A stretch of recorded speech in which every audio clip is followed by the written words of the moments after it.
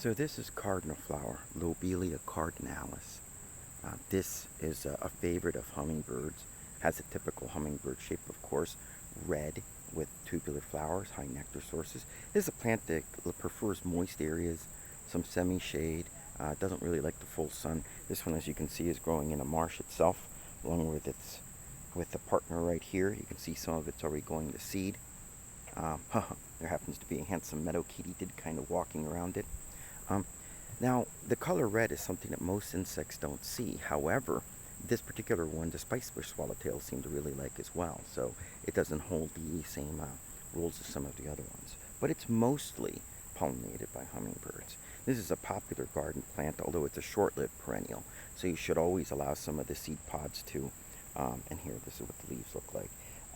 You should always allow some of the seed pods to go to seed. And although you can deadheaded, cut the flowers, and you may or may not get another bloom. That's usually a good way to kind of, again, shorten its life.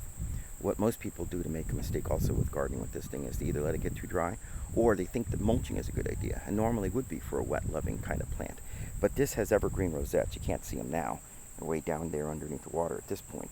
But when this thing dries, those will be exposed, and if gardeners were to unfortunately cover up those leaves in the middle of winter and so forth, they would not be able to photosynthesize and the plant lives shorter.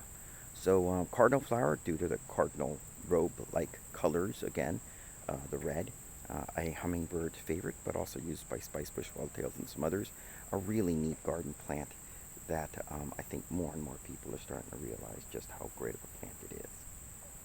Cardinal flower.